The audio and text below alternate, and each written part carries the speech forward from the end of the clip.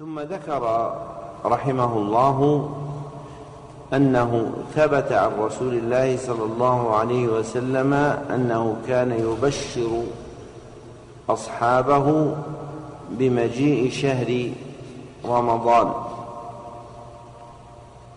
ورويت في ذلك أحاديث عدة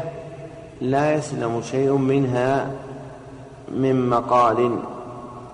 وطريقة بعض أهل العلم ومنهم المصنف القول بثبوتها، فالقائلون بثبوتها يرون أن من المشروع البشارة بشهر رمضان عند قدومه، والقائلون بضعفها لا يمنعون من البشارة به، لأن البشارة بما يفرح به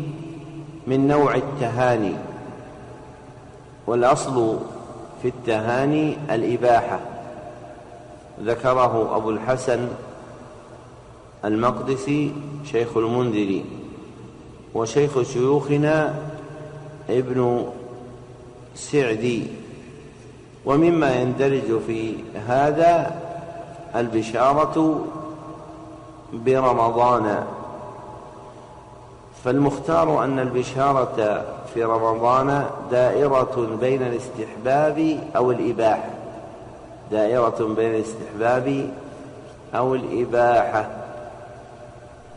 فالقول ببدعيتها فيه بعد، فالقول ببدعيتها فيه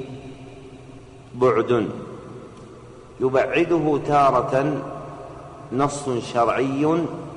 عند القائلين بثبوت أحاديث البشارة، ويبعده تارة أخرى أصل كلي عند القائلين بضعف أحاديث البشارة، وهو رد الأمر إلى أصل التهنية بما يفرح الناس به. وشهر رمضان نعمة إلهية يفرح بها، وليس كل شيء ضعف الحديث فيه يكون بدعة، فإنه تارة يرجع إلى أصل كلي في الشريعة، أو يكون عليه العمل، أو يقع موافقا لقول صحابي، أو ينسب إلى جمهور أهل العلم، ولا يقع في القرون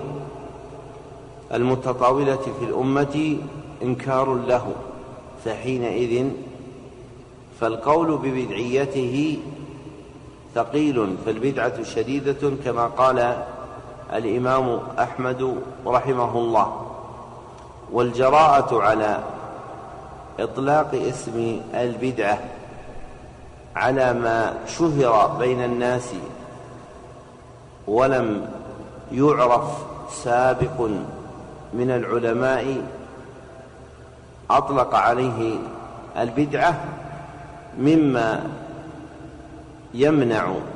الراسخ في العلم من الجراءة على التبديع، فإن